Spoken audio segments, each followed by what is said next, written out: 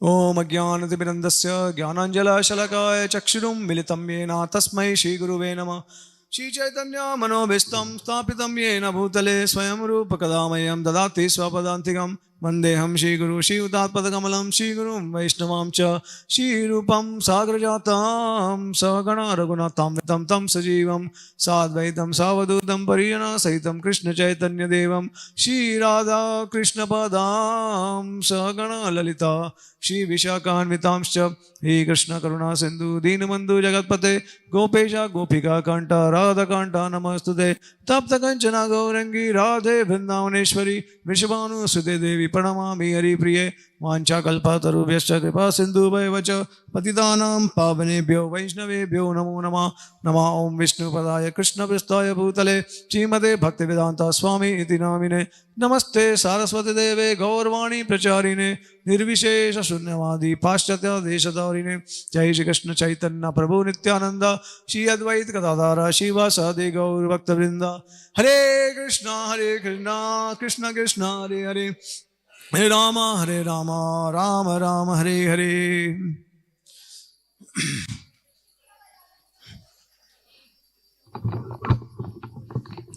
हरे कृष्णा। तो सबसे पहले मैं धन्यवाद देना चाहूँगा टेंपल मैनेजमेंट कमेटी को, जिनके द्वारा मुझे आज ये सौभाग्य प्राप्त हुआ है कि आप सबकी सेवा करने का मौका मिला है। तो मैं सभी भक्तों को जो टेंपल मैनेजमेंट में उनको धन्यवाद देना चाहूँगा। दक्ष शंकरचंद प्रभु जी को भी धन्यवाद देना चाहूँगा जो इतने समय से ये संडे फीस का कार्यक्रम आयोजन कर रहे हैं। और आप सभी भक्तों को जो अपना कीमती समय निकाल के अलग अलग जगह से आए हो मंदिर में प्रवचन सुनने के लिए, तो सभी को धन्यवाद। और जो भी मैं आपके साथ शेयर करूंगा वो आचार्य और श्रीला प्रभुपाद जी के द्वारा जो सुना है वो प्रयास करूंगा। हरे कृष्ण हरे कृष्ण। ओके, तो आज का जो विषय है वो थोड़ा प्रश्न उत्तर तरीके से होगा। तो मैं अभी आपको थोड़ा प्रश्न पूछूंगा क्योंकि ऑडियंस ज्यादातर स्पीकर को बहुत प्रश्न पूछते हैं, लेकिन अभी मैं भी पूछूंगा आपको, ठीक है? तो अभी पहले मुझे ये बताइए कि हरे कृष्ण महामंत्र का मतलब क्या है? किसी को पता है? हाँ बोलिए।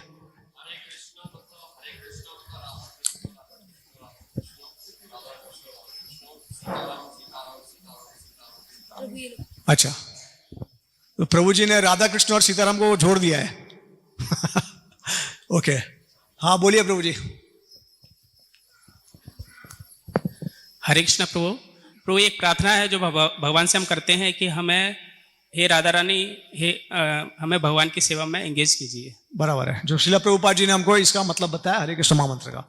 अब जो लोग इस्कॉन में पहले नहीं थे तो उनको क्या लग रहा था कि हरे कृष्ण क्या है? जैसे मैं एक गुजराती परिवार से हूं तो हम जय श्री कृष्ण बोलते हैं, तो मुझे लगा हरे कृष्ण मतलब जय श्री कृष्ण, लेकिन पता नहीं था कि हरे का मतलब राधा रानी है। कितने लोगों को पता था कि हरे का मतलब राधा रानी है? हाथ ऊपर कीजिए। नहीं, इस्कॉन के आने के बाद नहीं, पहले नहीं पता था, है ना? फिर हरे कृष्ण, अभी मुझे ये बताइए कि जो राम है, कृष्ण है, हरे कृष्ण और हरे राम है ना? तो हरे का क्या मतलब है? श्रीमती राधा रानी। ये हमको कब पता चला? जब हम भक्ति में इस्कॉन में आए उसके बाद। और मुझे ये बताइए कि राम का मतलब क्या है? हाँ, कृष्ण।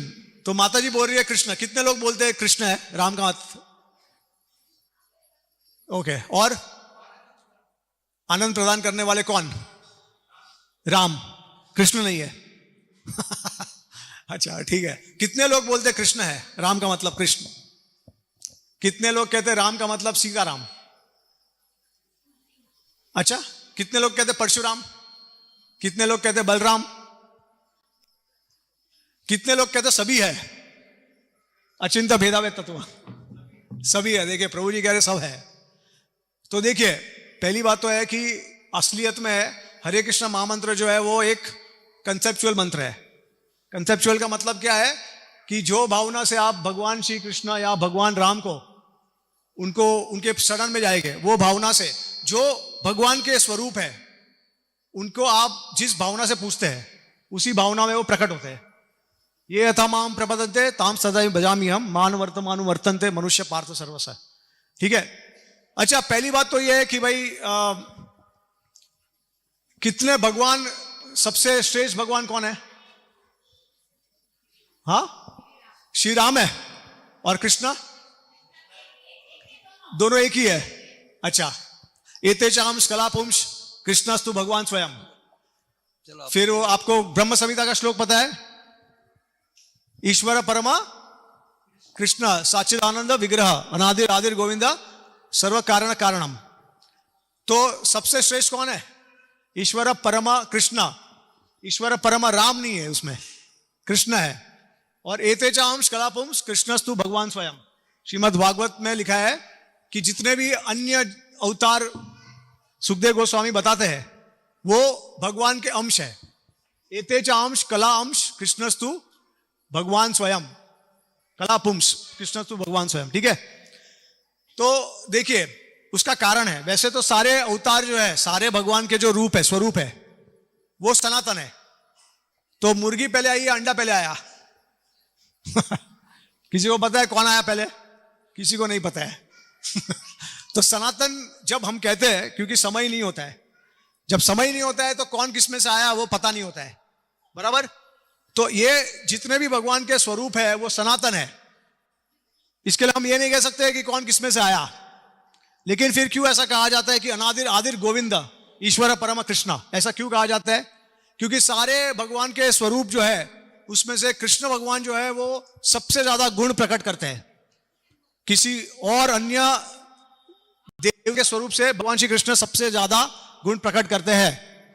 तो कितने गुण प्रकट करते हैं किसी भक्त को पता है? 16। एक बोल रहे हो, एक बोला। तो हमने ऐसा वो टीवी में सुना है 16 कला भगवान प्रकट करते हैं। ठीक है, और 64 64। तो वैसे तो भगवान के अनगिनत गुण है, सिर्फ 16 64 ऐसा नहीं है, अनगिनत है, उसका कोई काउंट नहीं है। लेकिन 64 जो है वो मुख्य है। तो ये 64 जो है कृष्ण प्रदान करते हैं, सिर्फ भगवान श्री कृष्ण प्रकट करते हैं। ठीक है, और इसके अलावा और 4 गुण है जो भगवान श्री कृष्ण प्रकट करते हैं। किसी को पता है? तो रूप गोस्वामी बताते हैं उनके भक्ति रसामृत सिंधु में कि भगवान कृष्ण को विदुनोति और विदधति बताया गया है। उसका क्या मतलब है? विदुनोति का मतलब है कि जो सबको पराजय करते हैं, और विदधति का मतलब है जो प्रकट करते हैं। क्या प्रकट करते हैं? देखिए, तो उसमें दो भाग है। विदुधति का विदुनोति का मतलब है पराजय करना। तो भगवान जो है वो सबके कारण है, जैसे ब्रह्म संहिता में बताया गया है। ठीक है, और दूसरा है कि सबको पराजय करते हैं वो। भगवान कृष्ण जो है पूरी तरीके से, संपूर्ण तरीके से दुखों का हरण करते हैं। एकमात्र भगवान श्री कृष्ण संपूर्ण रूप से दुखों का हरण करते हैं। उसका मतलब क्या हुआ? दुखों का हरण संपूर्ण रूप से कब कर सकते हो आप? जब आप किसी को क्या देख सकते हो? पूरी तरीके से उसका दुख हरण कर लिया। क्या दे सकते हो उसको? Apple iPhone, Mercedes Benz, BMW, हाँ, या आर्टिफिशियल इंटेलिजेंस। कब हो सकता है पूरी तरीके से, संपूर्ण तरीके से दुख हरण कब हो सकता है? जब आप किसी को मोक्ष प्रदान करो, बराबर। क्योंकि मोक्ष प्रदान नहीं करोगे तो जन्म मृत्यु जरा व्याधि, अगर आप ये जीवन में उनको खुशी दोगे लेकिन दूसरे जन्म में भुगतना पड़ेगा उनको अपने दुख का परिणाम। तो जब किसी को मोक्ष देंगे आप, तभी आप किसी को संपूर्ण तरीके से उसका दुख का हरण कर सकते हैं। अब ये देखिए, भगवान श्री कृष्ण एकमात्र ऐसे भगवान के स्वरूप है जो असुर को जब मारते हैं या असुर का वध होता है तो उनको मोक्ष मिल जाता है। कृष्ण भगवान जब देते तब। अन्य कोई भी भगवान के स्वरूप जो है वो मोक्ष असुर को ले नहीं सकते हैं। किसी को पता है कि किसी भगवान के स्वरूप ने किसी असुर या दानव को मोक्ष दिया है? किसी को याद आ रहा है? शास्त्र में, ये शास्त्र का प्रमाण है। श्रीला रूप गोस्वामी, श्रीला जीव गोस्वामी, श्रीला बलदेव विद्याभूषण, श्रीला विश्वनाथ ठाकुर, ये सब आचार्य, श्रीला प्रभुपाद जी, सब कहते हैं कि सिर्फ भगवान श्री कृष्ण असुर को मोक्ष दे सकते हैं। तो उदाहरण के तौर पे अब जब हिरण्याक्ष और हिरण्यकशिपु आए थे, नरसिंहदेव भगवान ने उनका वध किया, तो उनको मोक्ष मिला? मिला? मिला कि नहीं? दूसरा जन्म लेना पड़ा क्या? दूसरे जन्म में आए कि नहीं? नहीं आए? अरे हाँ, रावण और कुंभकर्ण, तो मोक्ष नहीं मिला। फिर जब भगवान राम ने रावण और कुंभकर्ण का वध किया तभी मोक्ष मिला क्या? नहीं मिला। पक्का? कौन आए बन के फिर? कंस और शिशुपाल? नहीं, दंतवक्र, शिशुपाल और दंतवक्र। अब कृष्ण ने जब उनका वध किया तो मोक्ष मिला? हरि बोल हो गया उनका, है ना? बाद में कोई दूसरे रूप में आए क्या? मोक्ष मिल गया, है ना? अगासुर, बकासुर, तृणावर्त, पूतना, सबको भगवान ने मोक्ष दे दिया। कंस, कालनेमी, पिछले जन्म में उनको भगवान ने मोक्ष दे दिया। जब विष्णु भगवान ने कालनेमी का वध किया था तो कंस के रूप में आए, लेकिन भगवान कृष्ण ने जब उसका वध किया तो मोक्ष मिल गया। बताइए कौन से ऐसे स्वरूप है भगवान के जो मोक्ष दे सकते हैं? असुर को, भक्तों को तो देते हैं, जैसे महादेव को मुक्तिनाथ कहते हैं तो मुक्ति देते हैं भक्तों को, लेकिन असुर का वध करके, जैसे भागवत में वर्णन है कि महाभारत के युद्ध में कृष्ण भगवान की दृष्टि जिस जिस कौरव पे पड़ी सबको मोक्ष मिल गया। तो सारे कौरव जो थे, हालांकि युद्ध में उनकी पराजय हुई, बुरी तरीके से पराजय हुई, लेकिन सबको मोक्ष मिल गया था क्योंकि भगवान श्री कृष्ण सामने थे। भगवान के कृष्ण को छोड़िए, उनके भक्त भी जो है वो भी असुरों को मोक्ष प्रदान कर सकते हैं उनकी कृपा से। ये भागवत में श्लोक में है, ठीक है? तो ऐसा कोई नहीं कर सकता। फिर भगवान श्री कृष्ण सबसे ज्यादा आनंद प्रदान करने वाले स्वरूप है और उनका जो सौंदर्य है सबसे ज्यादा आकर्षित करने वाला है, मोहित करने वाला। उनके स्वरूप को देखने के बाद लक्ष्मी देवी जो सबसे पतिव्रता है, सबसे पतिव्रता स्त्री है, वो विष्णु भगवान को छोड़ के रासलीला में शामिल होना चाहती है और गोपियों का संग प्राप्त करना चाहती है, लेकिन फिर भी उनको यह अवसर प्रदान नहीं होता क्योंकि गोपियों के पद चिन्हों पे जब तक नहीं चलेंगे तब तक किसी को भगवान की व्रज में जाना अलाउ नहीं है, असंभव है। तो लक्ष्मी देवी भी आतुर हो जाती है भगवान के दर्शन के लिए। महाविष्णु जो करुणोदक्षाई ओशन में विराजमान है, दरिया में, वो भगवान श्री कृष्ण के दर्शन के लिए आतुर होते हैं। भगवान शिव आतुर है रासलीला में शामिल होने के लिए। इसके लिए क्या उनको कहा जाता है? क्या बनने का प्रयत्न करते हो? गोपी बनने का प्रयत्न करते हैं। तो आज भी अगर आप वृंदावन में जाओगे तो आप भगवान शिव को कौन से रूप में जानोगे? गोपेश्वर महादेव। तो देखिए, सब जितने भी देवता है सब भगवान कृष्ण के लीलाओं में पार्टिसिपेट, शामिल होना चाहती है, लेकिन अगर जब तक ब्रजवासियों के पच्चीनों पे नहीं चलते तब तक उनको यह अवसर नहीं मिलता है। तो सबसे ज्यादा आनंद प्रदान करने वाले भगवान श्री कृष्ण है और उनके साथ कितने प्रकार के रस से आस्वादन कर सकते हैं हम? कृष्ण, हाँ, 64 रस, 5 रस है 64 पहली बार सुना। तो 64 नहीं है, 5 रस। कौन से रस है वो? शांत रस, दास्य रस, वात्सल्य, साख्य भूल गए आप, साख्य, वात्सल्य और माधुर्य, ठीक है? तो ये 5 रस जो है उसका मतलब क्या है? जिस प्रकार से आपको अपने भौतिक जगत में हमारा परिवार दिखता है, तो इस परिवार वालों के साथ हम किस प्रकार से आदान प्रदान करते हैं? दास्य भाव में। किसी के हम ऑफिस में या फिर कोई बड़े होते हैं तो हम उनकी सेवा करते हैं क्योंकि वो हमारे लिए हमारे मास्टर है, हम उनकी सेवा करते हैं बड़ों का, ठीक है? उसके बाद दूसरों के साथ क्या करते हैं हम लोग? सख्य, आदान प्रदान करते हैं, सम्मान, एक सम्मान है। उसके बाद माता पिता है, उनके साथ वात्सल्य और प्रेम है किसी के साथ, तो प्रेमिका का मधुर रस, ये सब संसार है।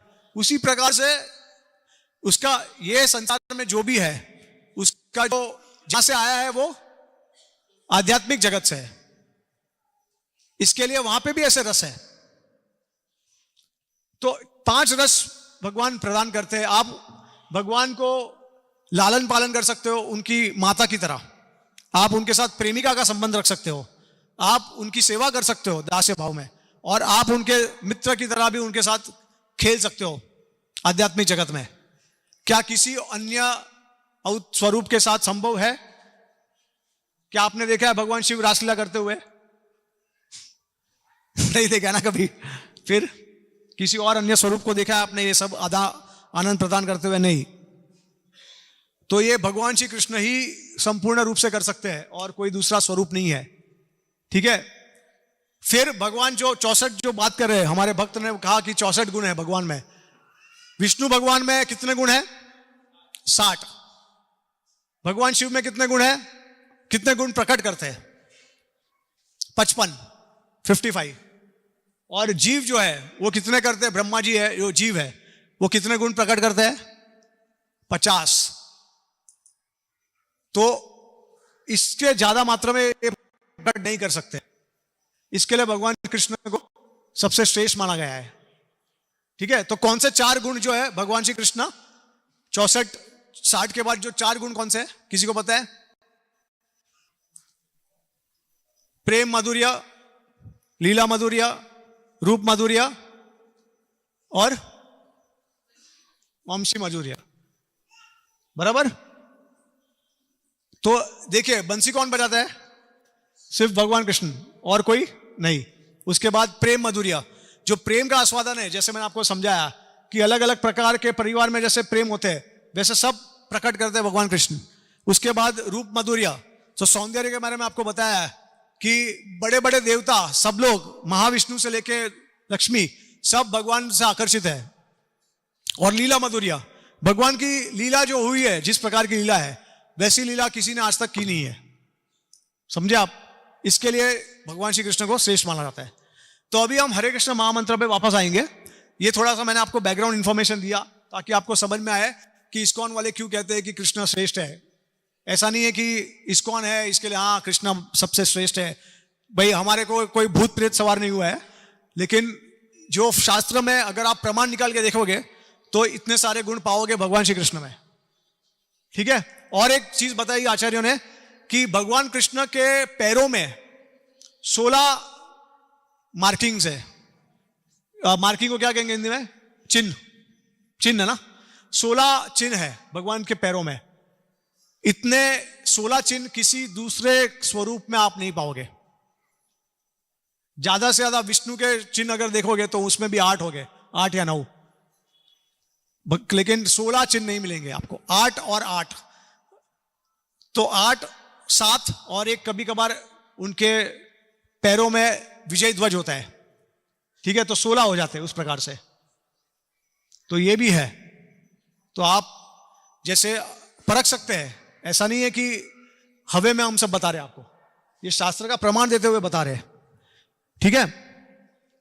तो अभी हरे कृष्ण महामंत्र जो है उसमें जो राम है वो कौन है?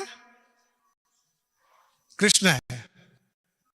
और राम भी है, सीताराम का राम भी है और बलराम भी है। आपके भाव के अनुसार आपको हरे कृष्ण महामंत्र जो है वो फल देगा, अपने सामने अपने आप को प्रकट करेगा। अगर आप सीताराम के भक्त हैं तो हरे कृष्ण महामंत्र में जो हरे है वो सीता मैया का नाम हो जाएगा, उनका उसका मतलब होगा सीता मैया। अगर आप सीताराम के भक्त हैं तो जो कृष्ण है वो राम भगवान का मतलब हो जाएगा। ठीक है।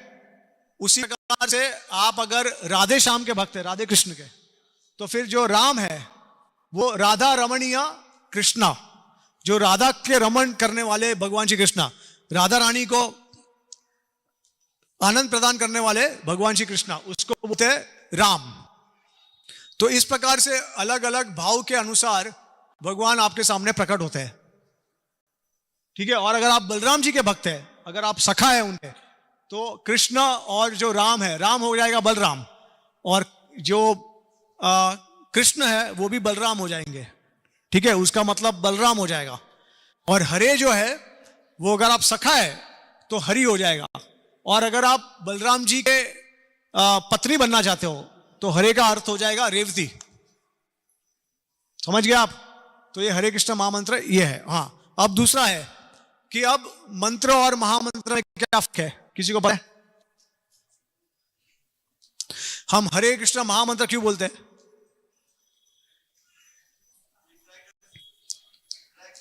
क्या?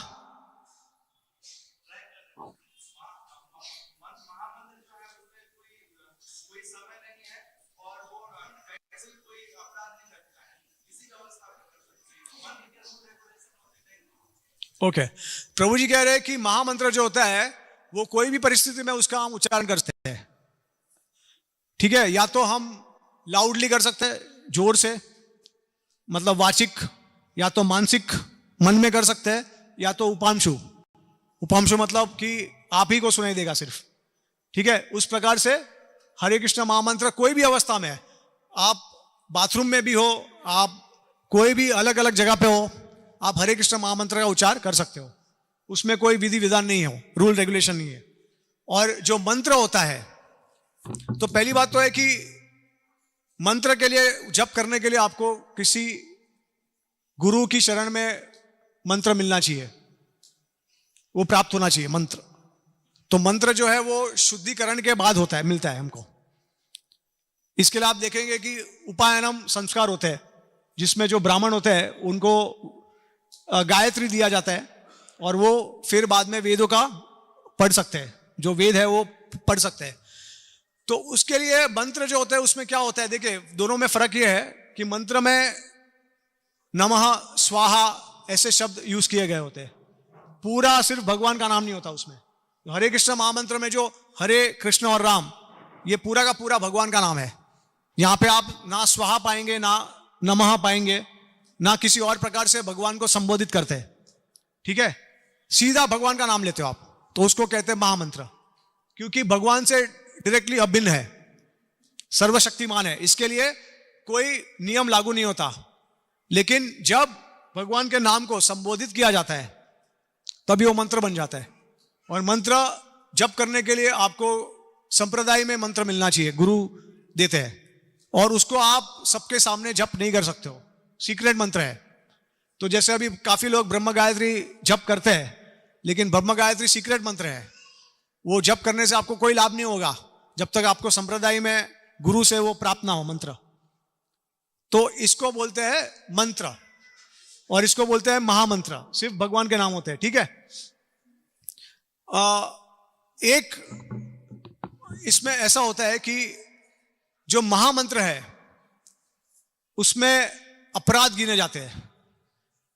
नाम, देखिए अभी हमने काफी बार सुना है कि भगवान का नाम लीजिए बस, और आपको कुछ नहीं करना है ना। लेकिन हम देखते हैं, जैसे प्रभुपाद जी ने कहा था, chant Hare Krishna and be happy.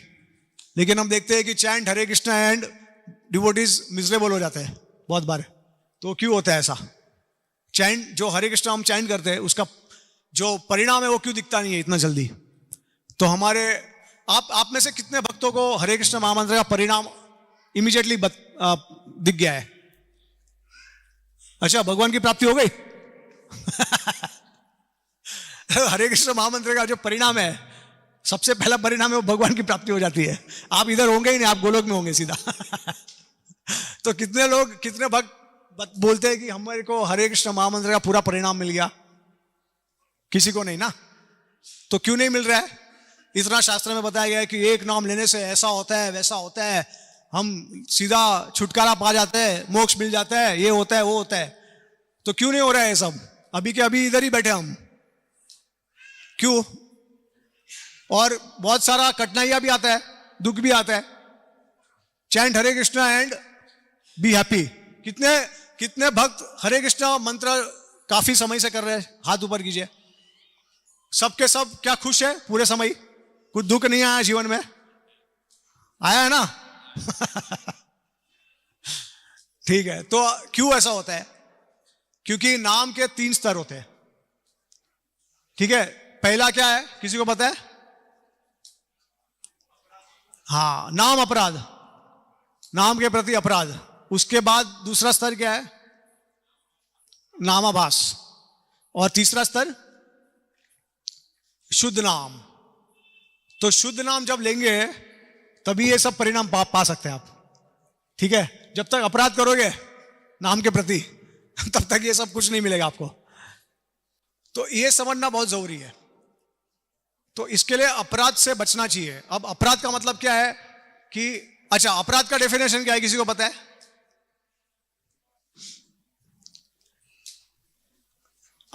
अपराध दो शब्दों का बना हुआ है, उसको अपराध कहते हैं, ठीक है। तो उससे क्या समझ में आता है आपको? अप और राध। राध, राध मतलब कौन? राध मतलब राधा रानी। राधा रानी के खिलाफ जाना, उसको अपराध कहते हैं। क्योंकि भक्ति क्या है? राधा रानी का स्वरूप है, अंतरंग स्वरूप। तो आप जब अपराध करते हो तो भक्ति के विपरीत जाते हो, मतलब राधा रानी को तिरस्कार करते हो, ठीक है। इसके उसका परिणाम नहीं मिलता।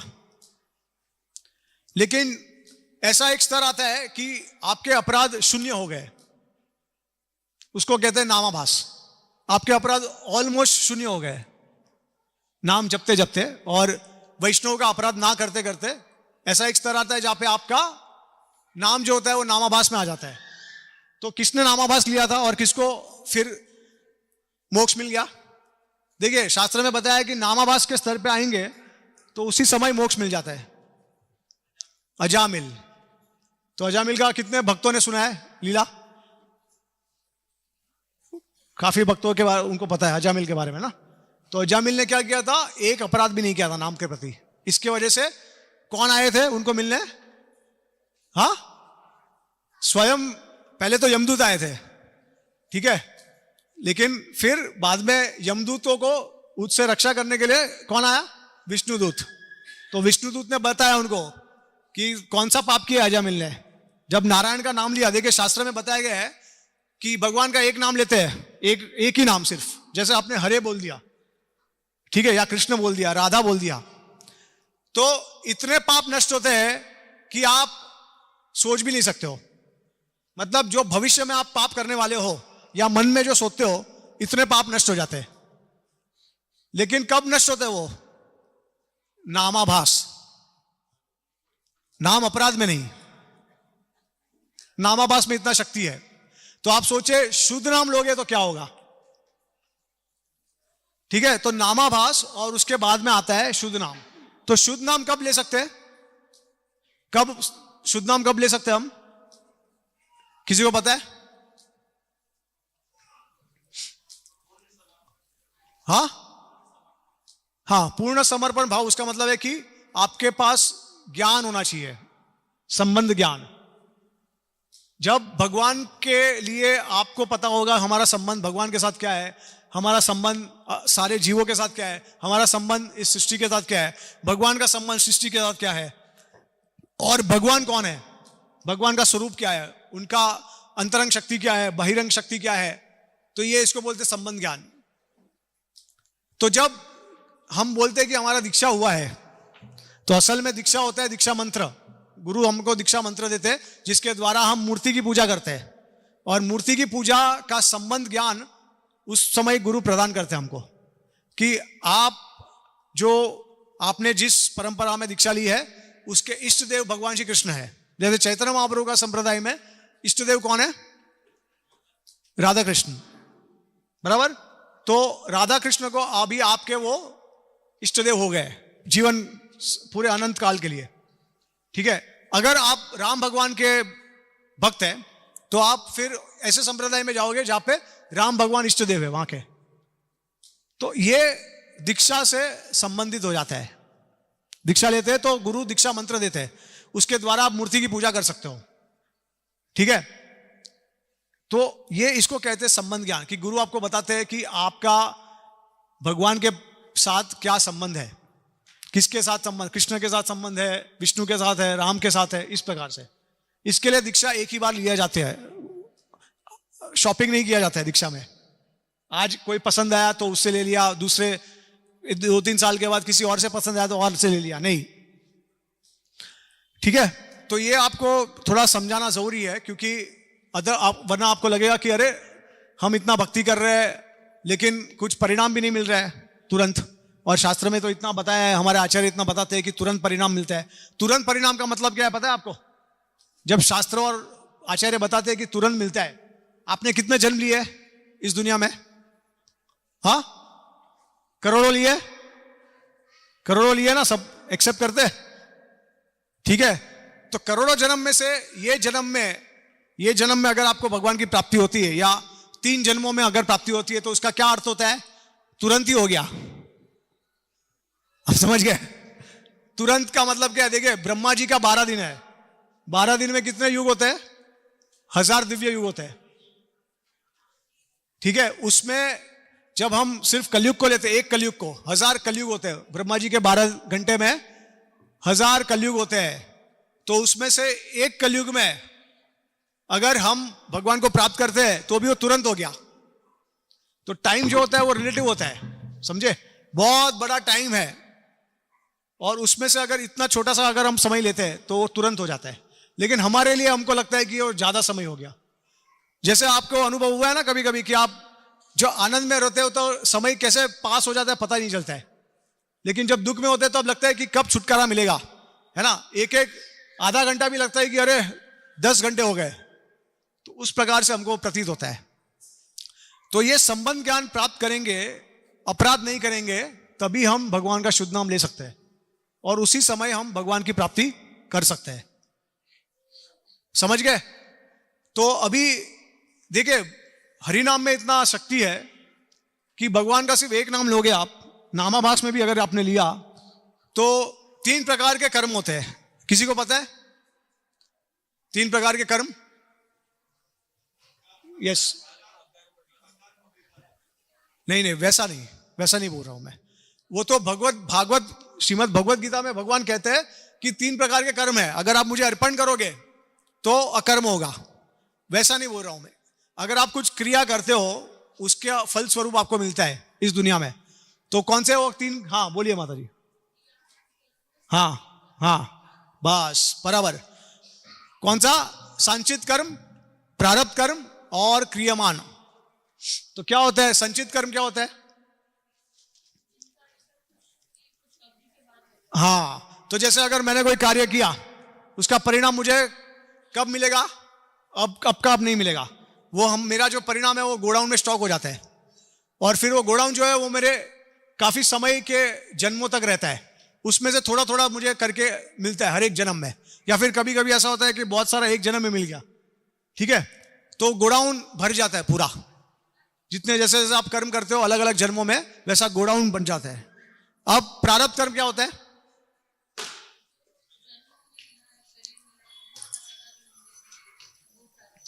मतलब ये जीवन में हमको जो शरीर प्राप्त हुआ है, माता पिता मिले हैं, या जो भी कर्म हम अब भी भुगत रहे अभी, और ये जीवन में आगे चल के जो भुगतने वाले हैं वो प्रारब्ध होंगे। ठीक है, तो प्रारब्ध से क्या होता है? 3 चीज निश्चय हो जाती है। एक तो हमारा जन्म, कौन से परिवार में, कौन से कास्ट कौन सा है, वो निश्चित हो गया। दूसरा क्या है? हमारा मृत्यु निश्चित हो जाता है प्रारब्ध से। जय श्री श्री राधा मदन मोहन ललिता विशाखा भगवान की, जय श्री कृष्ण बलराम की, जय श्री जगन्नाथ बलदेव सुभद्रा सुदर्शन की, जय श्री गौर निताय भगवान की, जय श्री श्री नरसिंहदेव भगवान प्रहलाद महाराज की, शिला प्रभुपाद की। तो जो प्रारब्ध कर्म है उससे जन्म निश्चित हो गया है, मृत्यु निश्चित हो गई हमारी, कब हम मरने वाले हैं वो निश्चित हो गया है। और तीसरा क्या है?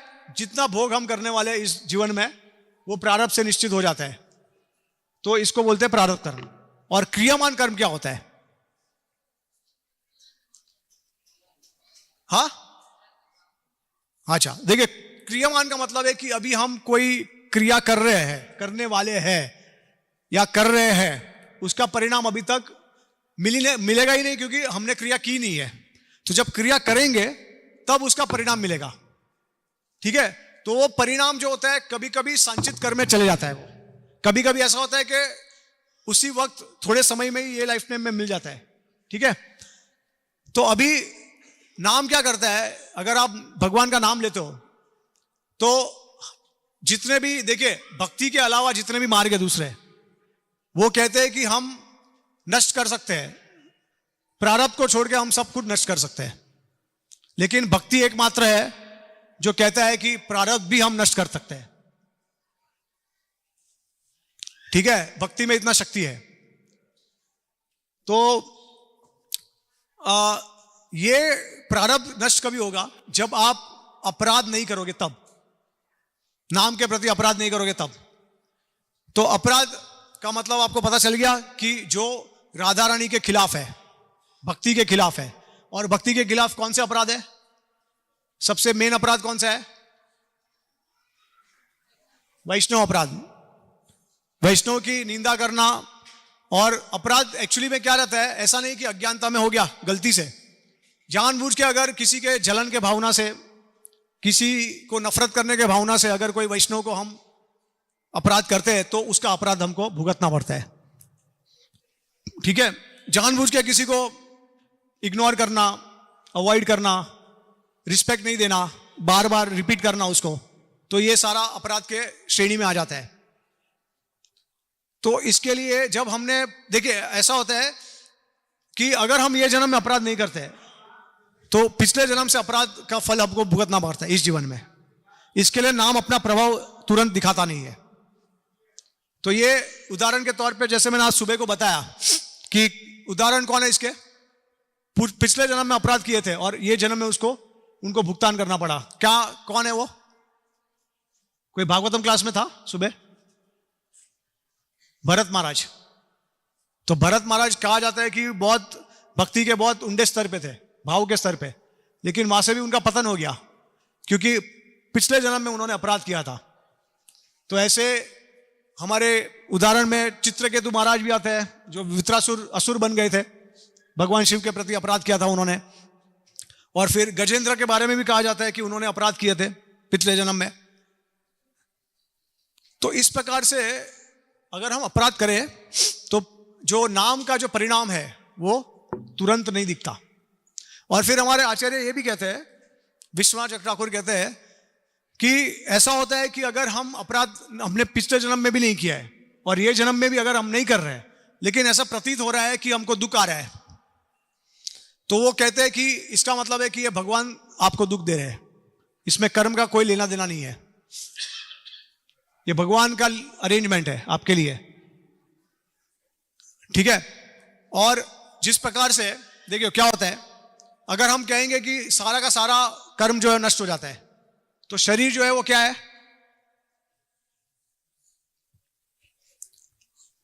शरीर भी एक कर्म का हिस्सा है ना। तो अगर सारा कर्म नष्ट हो गया तो शरीर भी छूट गया, राम राम सत्य है, तो आप भगवान का भजन भी नहीं कर सकते हो। इसके लिए भगवान क्या करते हैं, जितना कर्म आवश्यक है शरीर को जीवित रखने के लिए उतना कर्म रखते हैं। तो उसको कहते हैं सेम्बलेंस ऑफ कर्मा, मतलब उतना कर्म श्रेष्ठ रखते हैं वो, बाकी पूरा का पूरा नष्ट हो जाता है। और इसका किस प्रकार से हम समझ सकते हैं कि अगर आपको सांप ने डंक मार दिया लेकिन सांप के अंदर विष ही नहीं है, तो आपको कुछ होगा? थोड़ा सा लगेगा कि अरे कुछ लग गया, किसी ने थोड़ा चुभने जैसा महसूस होता है, लेकिन मरते हैं क्या? नहीं। तो उसी प्रकार से थोड़ा सा कर्म, हमारा पैटर्न एक रहता है कर्म का।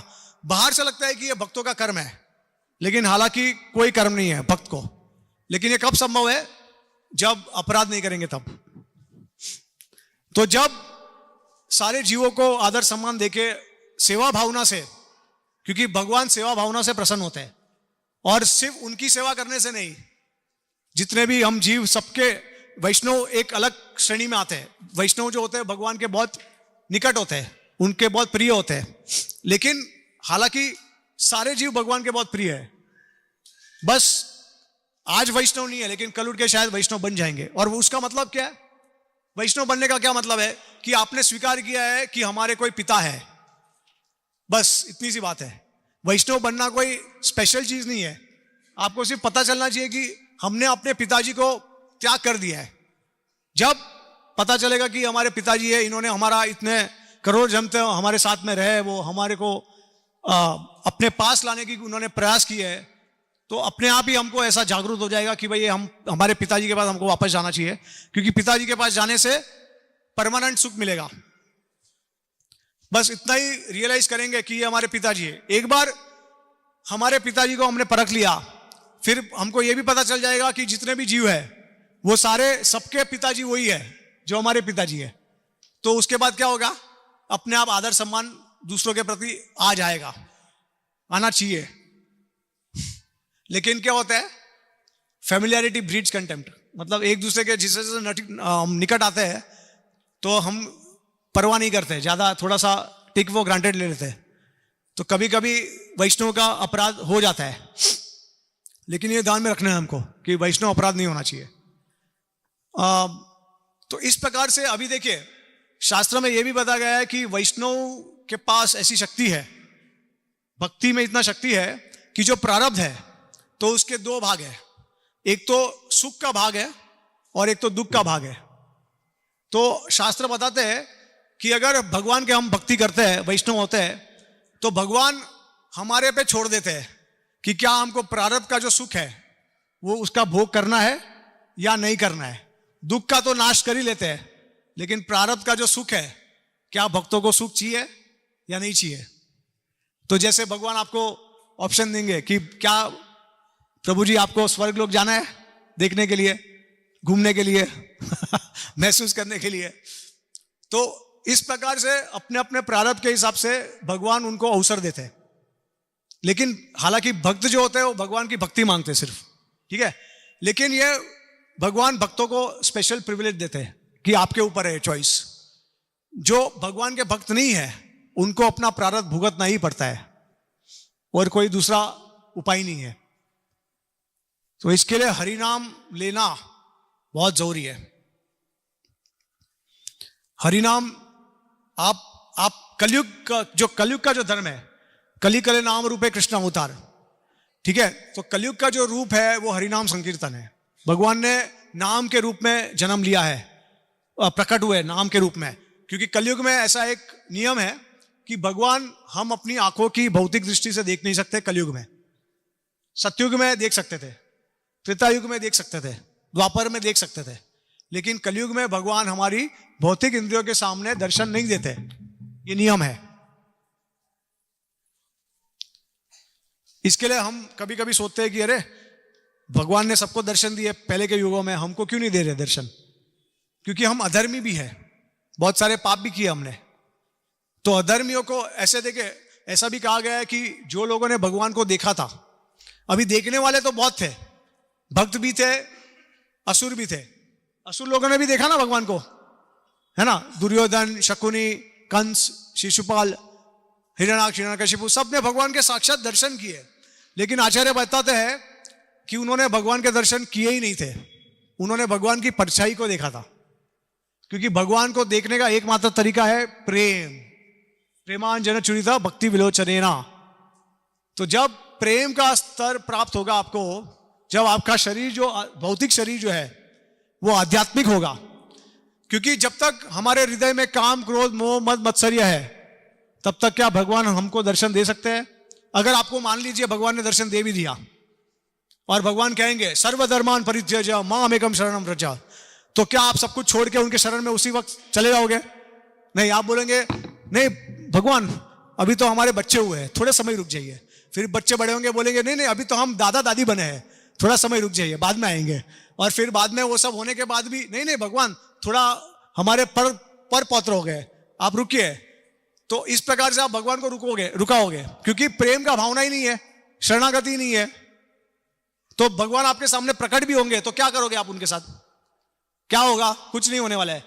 तो जिनके हृदय में परिवर्तन आता है वो कहलाते हैं कि वो भगवान के भक्त हैं। दुर्योधन के हृदय में परिवर्तन आया नहीं, उन्होंने भगवान का विराट रूप देखा। देखिए भगवान ने उनको विराट रूप दिखाया, उसके बाद भी उनका परिवर्तन नहीं हुआ कुछ भी। उनको ऐसा भी महसूस हो गया था कि भगवान श्री कृष्ण भगवान है, एक समय पे ऐसा भी उनको महसूस हुआ था।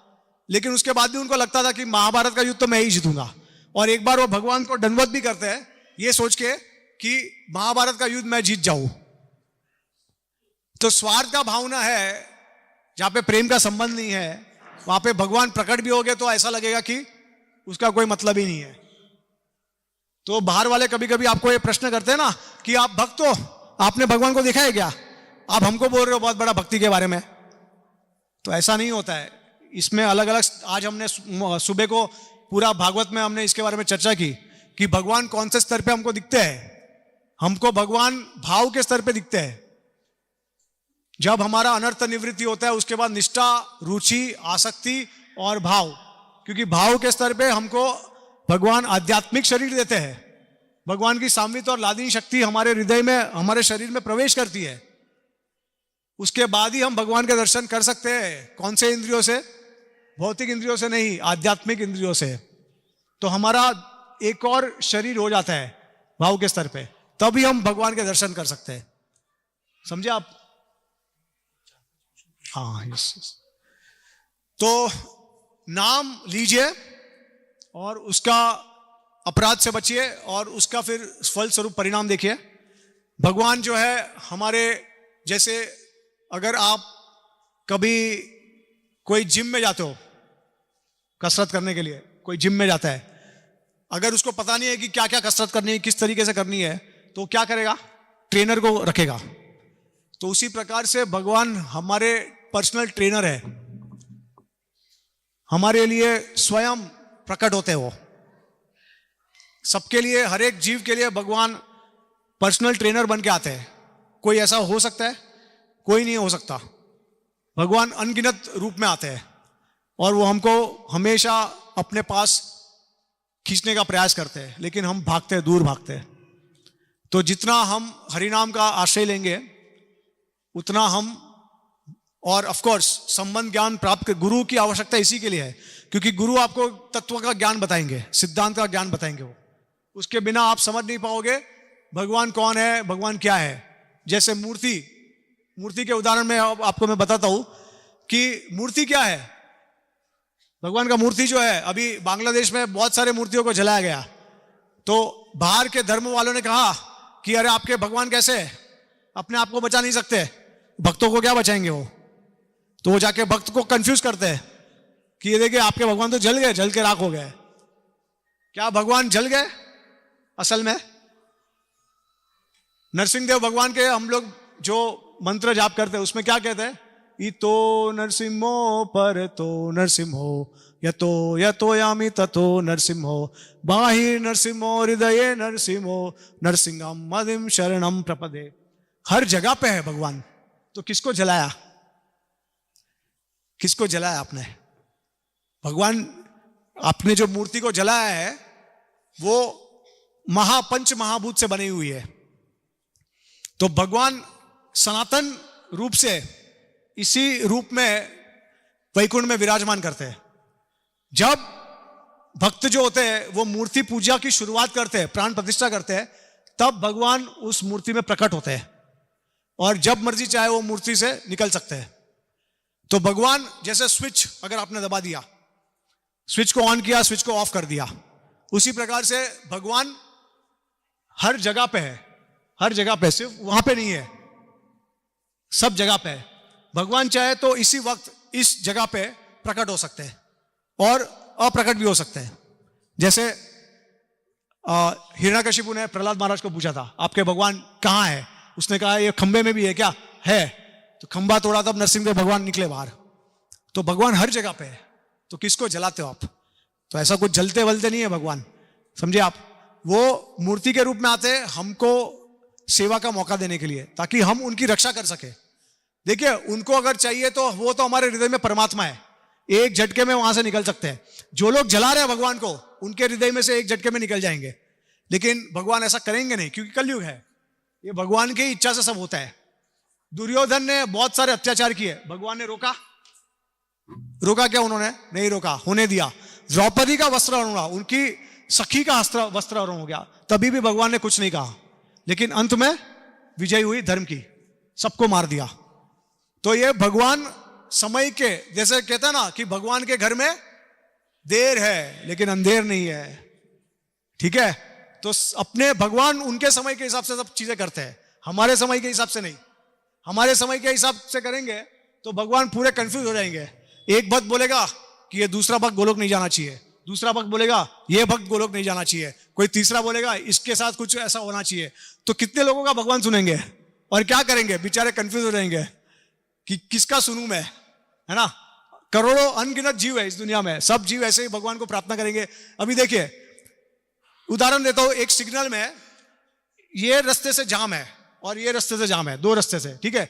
ये रास्ते वाला बोलेगा ये भगवान मेरा सिग्नल हटा दीजिए प्लीज, मुझे जल्दी है।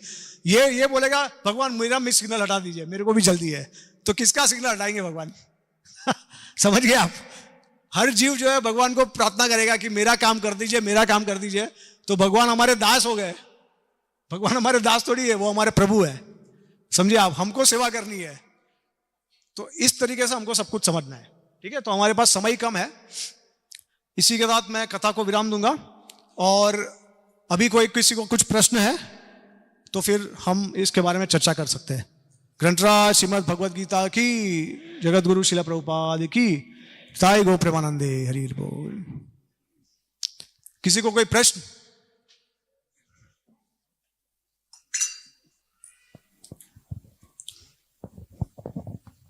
थैंक यू सो मच प्रभु जी। हरे कृष्णा, दंडवत प्रणाम, जय श्री प्रभुपाद। प्रभु जी, जो जैसे अभी आप चर्चा कर रहे थे कि जब हम कर्म जब भगवान के शरण में आते हैं, उसके बाद जो हमारे जीवन में कई सारे जो दुख आते हैं, तो मुझे थोड़ा सा समझ में आ रहा था, उसको मैं थोड़ा और क्लैरिफिकेशन चाह रहा था कि कई बार ये भी हो सकता है कि जैसे अगर थोड़ा और अच्छा होने लगे तो मेरे अंदर अहंकार आ जाएगा। हो सकता है भगवान इस वजह से हमें, मतलब हमें समझ में कई बार नहीं आता, लेकिन भगवान हमारे साथ कल्याण ही कर रहे। तो पहले मुझे लगता था कि कर्म के पास्ट कर्म हमें सता रहे, फिर एक प्रभु जी बताए थे कि नहीं, भगवान आपको इस तरह से जानबूझ के ताकि आपकी भक्ति में अग्रसर हो। इसको थोड़ा क्लैरिफिकेशन। यस, तो देखिए भक्त के जीवन में भगवान का हमेशा पर्सनल इंटरफेरेंस होता है, कर्म नहीं होता भक्त के जीवन में। चाहे वो उत्तम भक्त हो, मध्यम भक्त हो या कनिष्ठ हो, जो भी भगवान का आश्रय लेना चाहते हैं और उनकी भक्ति में जुड़ना चाहते हैं, तो भगवान पर्सनली चार्ज लेते हैं उनका, पर्सनली सारे कर्मों का हिसाब किताब देखते हैं। तो अभी देखिए, मुझे एक बात बताइए, अगर हम हमारे माता पिता के बच्चे हैं, हमने अगर गलती की है तो माता पिता क्या हमको सजा देने के लिए उतर आते हैं क्या? सजा देने का कारण क्या होता है? ताकि हम गलती वापस ना करें। तो कभी कभी क्या होता है, शुरुआत में प्रेम से बात करेंगे, प्रेम से नहीं मानेंगे तो फिर थोड़ा सा चिल्लाएंगे, और बाद में अगर लातों के भूत बातों से नहीं मानते तो डंडा मारेंगे। तो इसी प्रकार से भगवान करते हैं, ठीक है। हमको समझ में नहीं आता, हमको लगता है कि ऐसा क्यों हो रहा है हमारे साथ, लेकिन भगवान भक्त के लिए जो भी करते हैं उसमें पर्सनल उनका हाथ होता है। जैसे ऐसा कहा गया है कि when God tests a pure neophyte, it is for his when God tests a pure devotee, it is for his glorification, and when God tests a neophyte, it is for his purification. तो जब भगवान शुद्ध भक्त का परीक्षा लेते हैं तो उनका महिमा और गुणगान प्रकट करने के लिए लेते हैं उनकी परीक्षा। जैसे पांडवों की ली उन्होंने, द्रौपदी की ली, प्रहलाद महाराज का लिया उन्होंने परीक्षा। तो ये तो ऑलरेडी नित्य सिद्ध भक्त है, इनको कोई कर्म है ही नहीं पहले से, ठीक है। ये उनका गुणगान करने के लिए भगवान उनके जीवन में ऐसा लीला रचते हैं कि जैसे लगता है कि उनको बहुत सारा दुख आया है। तो वो क्या दिखाना चाहते हैं उनसे कि इतने दुख की अवस्था में भी वो मुझे कभी भूले नहीं है, ना उन्होंने कभी मेरा साथ छोड़ा है, बल्कि उनका मेरे प्रति जो भाव है वो और ज्यादा बढ़ गया है। तो ये दिखाना चाहते हैं। और when God tests a neophyte, मतलब जो साधक है, जब उनकी परीक्षा लेते हैं तो उनकी शुद्धिकरण करने के लिए, उनको रेक्टिफाई करने के लिए, समझे आप। तो भक्तों के जीवन में कर्म का प्रभाव नहीं होता, और अगर कोई कर्म आपने किया भी होगा पिछले जन्म में, तो उसका फल देने का कारण जो होता है वो ऐसा नहीं होता है कि भगवान आपका हिसाब किताब, हर एक हिसाब किताब एक्यूरेटली रखना चाहते हैं कि इसने ऐसा किया था तो इसको मिलना ही चाहिए। नहीं, वो क्या करेंगे, जब जैसे आपको अहंकार आ गया किसी कर्म के वजह से, तो भगवान आपकी शुद्धिकरण करने के लिए कोई ऐसा परिस्थिति रचेंगे कि आपका अहंकार का नाश होगा।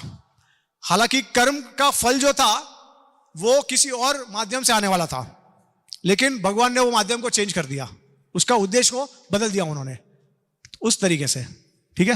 और प्रभु जी एक लास्ट था कि वो जो जैसे आपने बताया था कि जैसे ही भगवान का नाम लेना शुरू करते हैं तो उसका प्रभाव जो है, तो प्रभाव में प्रभु जी क्या हम ऐसे समझ सकते कि जैसे भक्तों का संग मिलने लगा, प्रसाद मिलने लगा वैष्णवों का, तो ये सब से ये हमारे अंदर परिवर्तन आ रहा है, और इस प्रोसेस में आगे कम से कम भले अपराध युक्त नाम ही शुरू किए हैं। हाँ, समझ यस सकते यस। तो डेफिनेटली उसका जो हरे कृष्ण महामंत्र हम जप करते हैं, भगवान का नाम लेते हैं, तो उसका फल स्वरूप ये भी होता है कि धीरे धीरे करके भगवान हमको भक्तों के संग में बुलाते हैं। धीरे धीरे भक्तों के संग में बहुत सारा चीज जानने मिलता है, हमारा शुद्धिकरण होता है और हम आगे बढ़ते हैं भक्ति में। यस, हरे कृष्ण। और किसी को कोई प्रश्न है? हाँ,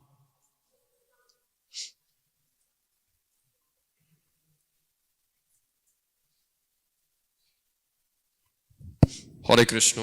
प्रभु दंडवत प्रणाम। प्रभु वैदिक मंत्र और महामंत्र में कोई अंतर भेद बताइए जरा। वैदिक मंत्र हो जाता है उसका उच्चारण नहीं कर सकते हम, क्योंकि वो उसके लिए उपायनम संस्कार चाहिए। और वैसे तो एक्चुअली कलिश तंत्र उपनिषद से आया हरे कृष्ण महामंत्र, तो वो भी एक वैदिक मंत्र ही है, लेकिन सिर्फ मंत्र नहीं है, वो महामंत्र है, क्योंकि भगवान के नाम है उसमें। इसके लिए कोई शास्त्र, कोई विधि विधान महामंत्र को लागू नहीं हो सकता। इसके लिए हम लोग हरे कृष्ण महामंत्र का जप करते हैं। ठीक है।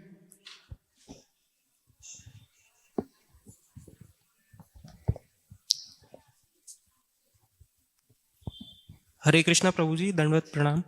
प्रभु जी, अगर जैसे बाहर रह रहे हो जहाँ पर भक्तों का संग नहीं मिल पा रहा है, तो ध्यान पूर्वक जप कैसे लगातार कर सकते हैं फिर? देखिए, पहली बात तो यह है कि हम भक्तों का जप नहीं कर रहे हैं, भक्तों के संग का, भक्तों के नाम का नहीं कर रहे, भगवान के नाम का कर रहे हैं। तो ये ध्यान में रखें कि भक्तों के संग जब प्राप्त होता है तो वो हमको भगवान के जप में कैसे हम उसको ध्यान पूर्वक कर पाए वो बताते हैं हमको। हमारे आचार्य शास्त्र गुरु जो है, साधु है, वो हमको ये बताते हैं कि भगवान का ध्यान पूर्वक नाम जप कैसे कर सकते हैं हम। ठीक है, तो आपको उसके ऊपर फोकस करना है। और इसके वजह से एक प्रोसेस दिया है। प्रोसेस ये है कि श्रवणम कीर्तनम स्मरणम। अगर आप श्रवणम करोगे ठीक से, तभी जाके भगवान का कीर्तन में आपको ध्यान पूर्वक कर पाओगे, और कीर्तन करने से भगवान का स्मरण होगा आपको। जब तक आप श्रवण नहीं करोगे, ठीक है, मतलब जैसे आप भगवत गीता नहीं पढ़ा आपने, भागवतम नहीं पढ़ा, कृष्ण बुक नहीं पढ़ा, भक्तों से सुना नहीं है आपने, तो आपका जो नाम होगा ज्यादातर बहुत इधर उधर हो जाएगा, आपको कोई ध्यान नहीं होगा उसमें।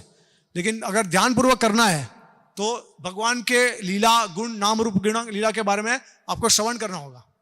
उसके बाद जब आप भगवान का नाम जप करोगे, कितने भक्तों को नाम लेने से भगवान का रूप स्मरण आता है, ध्यान में आता है? कितने भक्त को आता है? जब आप हरे कृष्ण महामंत्र करते हो तो नाम लेने से भगवान का रूप स्मरण होता है, या किसी मित्र या प्रेमिका का स्मरण होता है? हरे कृष्ण प्रभु। ठीक है, तो श्रवण करना होता है, श्रवण। हरे कृष्ण प्रभु। ये आकाशवाणी हो रही है क्या? हेलो। कहां से आ रहा है? अच्छा, माइक किसके पास है? अच्छा अच्छा, ओके हो गया, ठीक है, बताइए। हरे कृष्ण प्रभु। गीता में कहा गया है कि कर्मण्येवाधिकारस्य मा फलेषु कदाचन। कर्म करते रहो, फल की इच्छा मत करो। तो मनुष्य मात्र तो कर्म फल की इच्छा से ही करता है, इसमें विरोधाभास दिखाई पड़ता है। दूसरा प्रश्न मेरा ये है, क्या पहला प्रश्न क्या है? कर्म करते रहो, गीता में कहा है कर्म करते रहो, फल की इच्छा मत करो, अच्छा, ओके, है ना? हाँ और तो मनुष्य मात्र कर्म इसलिए करता है कि कुछ न कुछ फल प्राप्त हो। हाँ हाँ, तो ये प्रश्न उसका विरोधाभासी लगता है। हाँ हाँ, अच्छा, दूसरा प्रश्न मेरा यह है कि कर्म फल बंधन से मुक्ति का मार्ग क्या है? ठीक है। भोक्तारम यज्ञ तपसम सर्वलोकम महेश्वरम सुवर्धन सर्वभूतानाम ज्ञात्वा माम शांतिम गच्छति। तो सबको कर्मण्येवाधिकार से मां फलेषु कदाचन पता है, लेकिन ये श्लोक पता है किसी को? फिर यज्ञार्थात कर्मणा अन्यत्र लोक कर्म बंधना, ये श्लोक पता है? ये श्लोक भी पता होना चाहिए, क्योंकि आधा आधा सब कुछ पता है, जो अच्छा लग रहा है वो ले लिया। लेकिन भगवत गीता कितना श्लोक है? 700 श्लोक है। तो भगवत गीता में एक श्लोक आपको कुछ बता रहे हैं, तो उसका उत्तर जो है दूसरे श्लोक में भी है कि कर्म करो, फल की इच्छा मत करो।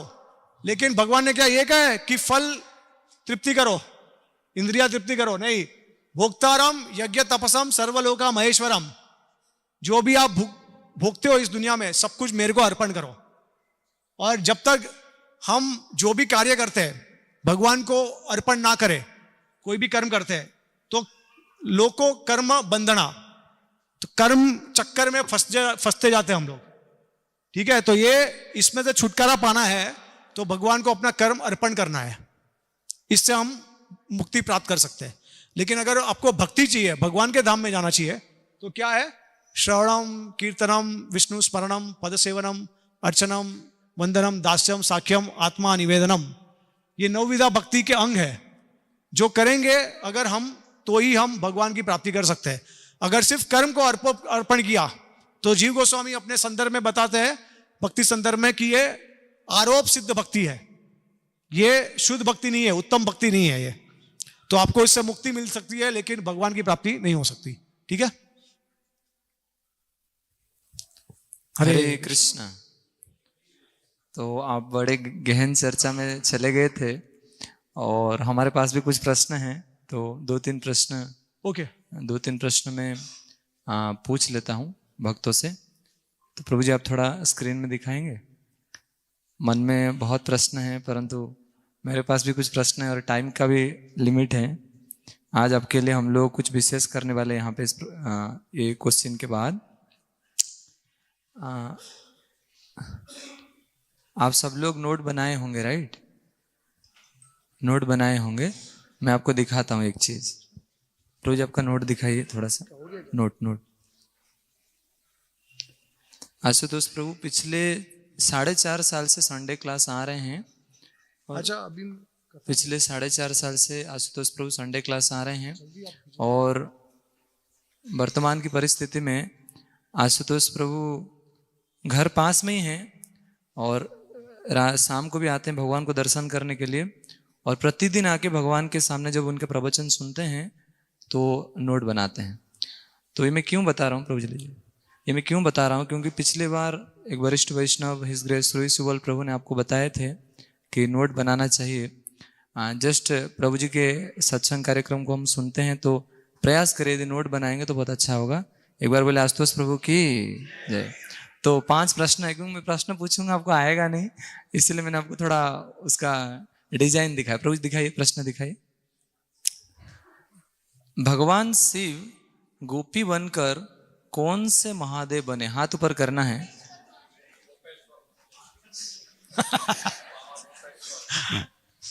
थोड़ा डिफिकल्ट क्वेश्चन पूछिए प्रभु जी। अच्छा, ये कोई नए भक्त हैं? हाँ माता जी बताइए। माता जी बताइए, आपका नाम बताइए, कहाँ से हैं आप? उज्जैन से। किनके द्वारा आपको इनविटेशन मिला है? राधा प्यारी माता जी के द्वारा। Very nice. तो आप इसके आंसर बताइए। गोपेश्वर महादेव कहाँ पे है? हरियाणा में, वृंदावन में। वृंदावन में गोपेश्वर महादेव हैं। हरे कृष्णा, साइलेंट। गोपेश्वर महादेव कहाँ पे हैं? वृंदावन में। एक बार जोरदार तालियां। एक बार इधर आइए, आपके लिए गिफ्ट है, जल्दी आ जाइए।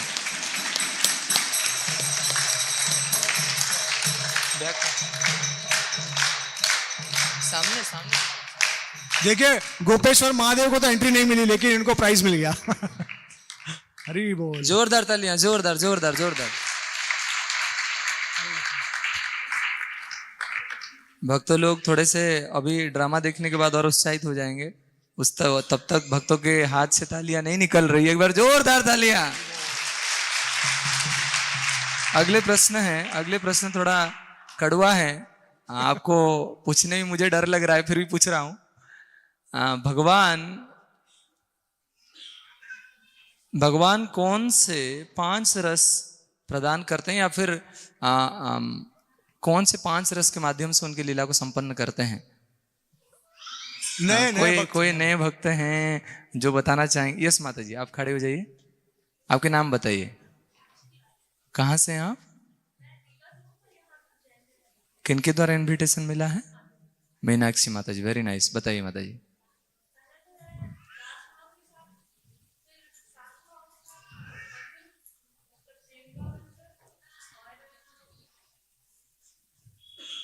Very nice. तो 70% ऑलरेडी माता जी रख वात्सल्य और वेरी नाइस। ऑलरेडी हमने सोच के ही रखा था कि जो 70% इस मार्क में रखेंगे उनको पुरस्कार मिलेगा। तो शांत रस, सख्य रस, माधुर्य, वात्सल्य और दास्य रस का भगवान आस्वादन करते हैं। आप आइए। माता जी हरि को बोल। माता जी को 90% बुक मिल रहा है। 90%। हरि बोल।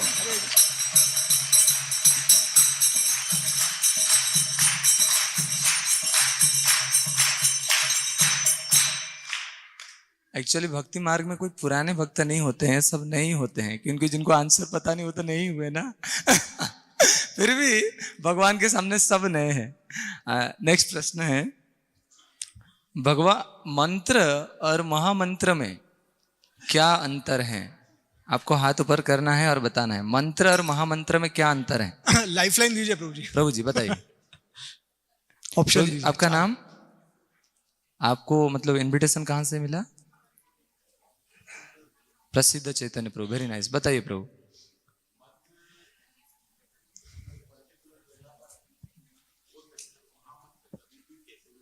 हरि बोल।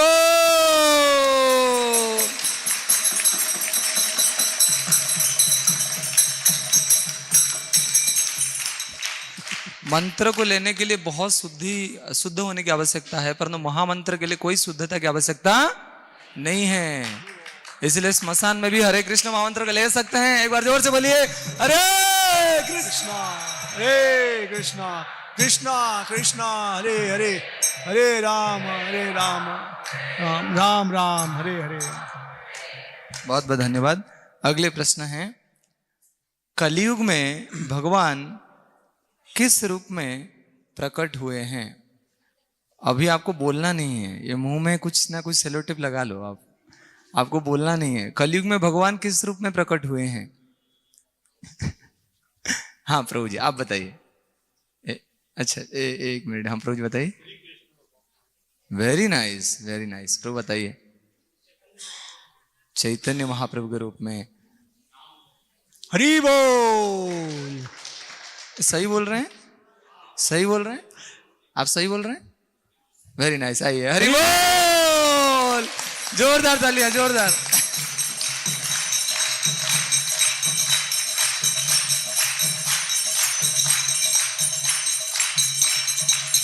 अंतिम प्रश्न है, अंतिम प्रश्न है, भगवान को देखने का एकमात्र तरीका क्या है?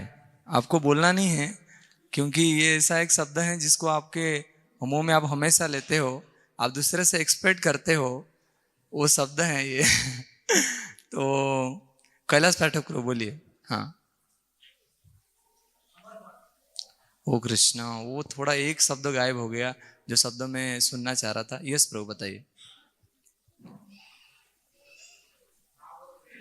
Very nice. भाव और प्रेम। हरि बोल।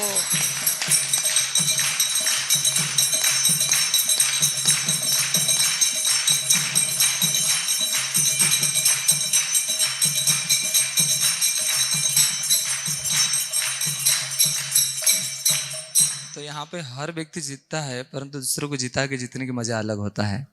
तो इसीलिए हम बहुत बहुत आभारी आप सभी के लिए, और भी विशेष रूप से हम प्रभु के लिए भी आभारी हैं। ये 2 पुस्तक हैं। यहाँ पे अभी एक स्टॉल लगेगा, तो इस प्रोग्राम के बाद जिनको लेना है, प्रभु जी के संकलन में बहुत सारी व्याख्या इसमें हिंदुइज्म के ऊपर और सनातन धर्म के ऊपर। तो आपसे निवेदन है कि इसके बाद, इस प्रोग्राम के बाद वो स्टॉल लगेगा, आप उसको ले सकते हैं। और मैं रियली प्रभु जी को बहुत बहुत धन्यवाद देना चाहता हूँ। इतने उच्च शिक्षित होने के बाद भी सनातन धर्म को दुनिया भर प्रचार में खुद के जीवन को समर्पित कर दिए हैं। और हम लोग तो वैसे ब्रह्मचारी हैं, पर प्रभु दुनिया भर ट्रैवल भी करते हैं, आज ए बिजनेसमैन, आज ए अथर। तो हम बहुत ग्रेटफुल है प्रभु जी को। एक बार जोर से हरे कृष्ण महामंत्र बोल के प्रभु जी को धन्यवाद देंगे। हरे कृष्णा कृष्णा कृष्णा हरे हरे, हरे राम राम राम राम हरे। इस ग्रेस प्रेम रास प्रभु की, अनंत कोटि वैष्णव वृंद की जय। श्रीला प्रभुपाद की मन। तो ये भी अभी अगला अनाउंसमेंट में कर रहा हूं। अभी स्पेशली लाइट बंद कर दीजिए। लाइट का स्विच किसको पता है? लाइट थोड़ा ऑफ कर दीजिए।